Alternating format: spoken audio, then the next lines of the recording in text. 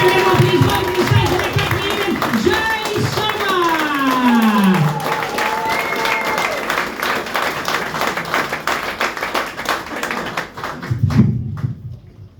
Good evening, Winkton. Is that right?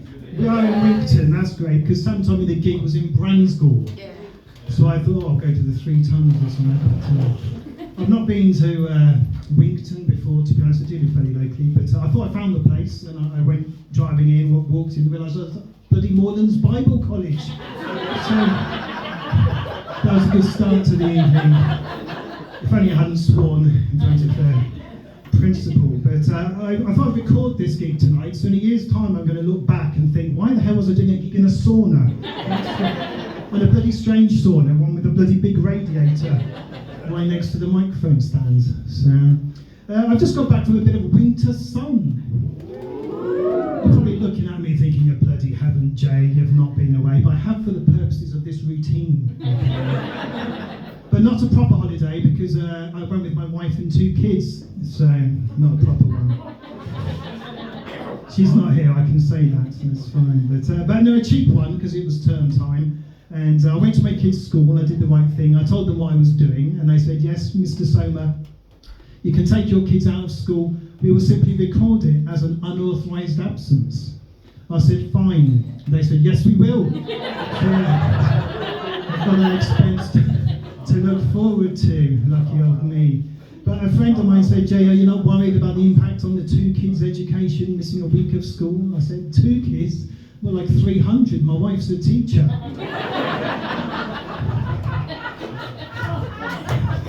Luckily her school haven't noticed that mum's died twice aboard in the last 5 years. But no, it was a great holiday, Winkton, and let me tell you, I got laid a lot. Sorry, I've said that wrong. I got lays a lot. They are the foreign Walker's crisps, you can probably tell from my shape.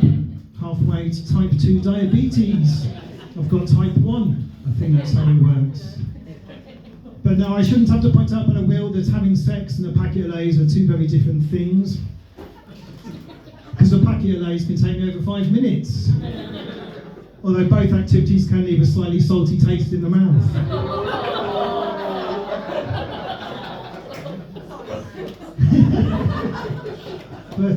But no, it was a great holiday, and it reminded me of the first holiday that I ever went on with my wife when we'd been seeing each other for about a month or 2. And that too was also a beautiful sunny beach resort, and on the first day the sun was shining, and we went down the beach side to sunbathe, and she turned to me and said, Jay, can you go down the beach and see if any women are topless bathing? Now coincidentally, I was about to go and do that anyway. So to be able to do it with her permission, I took it as a sign that she could be the one. Yeah, now I know what you're thinking, okay Jay, but were there any topless bathers? And sadly, on that occasion, there were none in Weston-super-Mare. I have actually been married now about 18 years, I think it's 18 this summer, 18 years, and I think the secret to a long relationship is to have mutual interests, isn't it, and things in common. So for example, we share a sense of humour, we have to, she hasn't got one.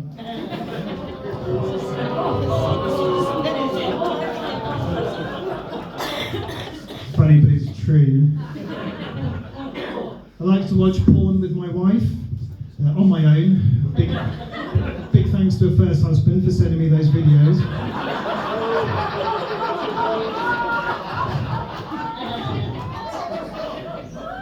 But no, on a cleaner note, a few years ago we were thinking what some projects we could do together, and we saw an advert on TV. It's for the WWF Sponsor an Animal programme, and we thought, yes, that could be a good cause that we can get behind. So we paid the money, and a pack came in the post. And imagine our surprise when it turned out we sponsored a 1990s professional American wrestler.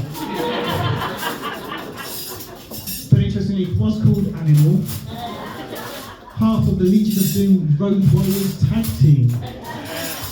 But the sponsorship didn't last long because he died, unfortunately. Wasn't put down. I think it was years of anabolic steroids and the addiction to painkillers that did for him. Now that may not be very funny, but that's very educational for non-wrestling fans who might remember that part of the routine, although I think I might cross it off. It's not as good as the porn joke, is it?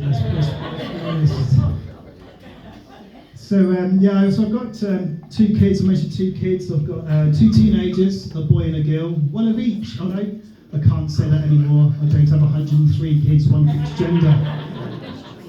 I thought if that joke doesn't work in Christchurch area, where will it work? But yeah, actually my wife is out tonight. She's not here, obviously. She's out and I'm out, and we've gambled. We've not got any babysitters. No, they could be throwing a wild party, but no, we had to stop using our last babysitters, but they didn't like being called that. They preferred the term social services. My son, he's my youngest. He started secondary about 18 months ago. And the first week I said to him, son, what have you been studying? He said, Jim Davidson. I said, Jim Davidson? The right-wing comedian? That seems a very strange topic to study. I said, what have you covered? He said, generational challenges. I said, no, you mean the Generation Game, just the game show they did on BBC One Saturday nights, what else? He said, problems in the Middle East. I said, no, Jim was just entertaining the troops in Iraq and Afghanistan. Anything else? He said, the Torah. I said, no, you mean the Tory. He was the only comedian daft enough to admit publicly he voted Conservative. Then I thought to myself, did he say Jim Davidson or did he say Judaism?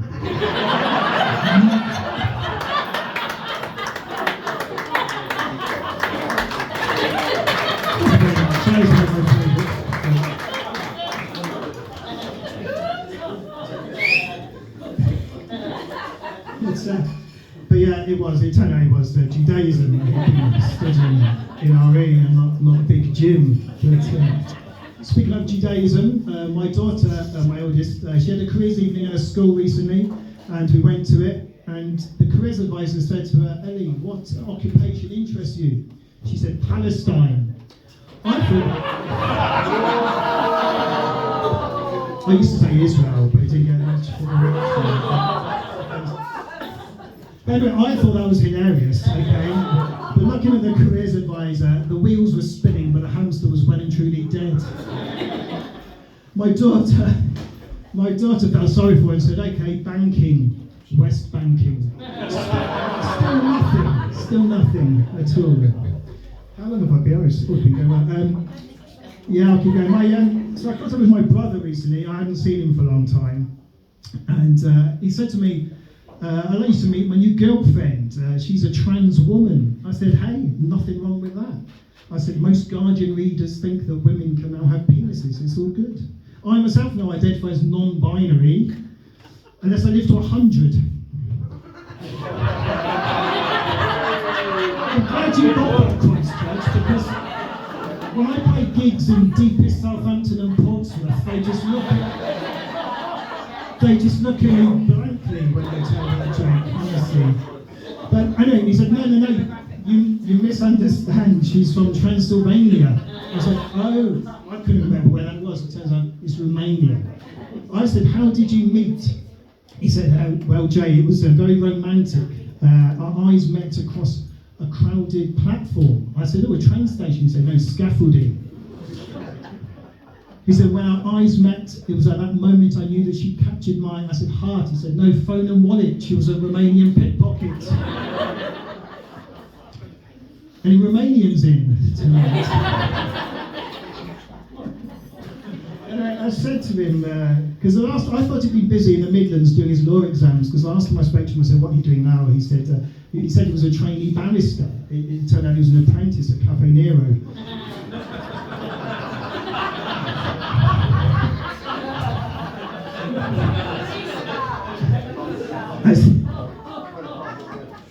I said, what are you doing now? He said, pet grooming. I said, that is disgusting.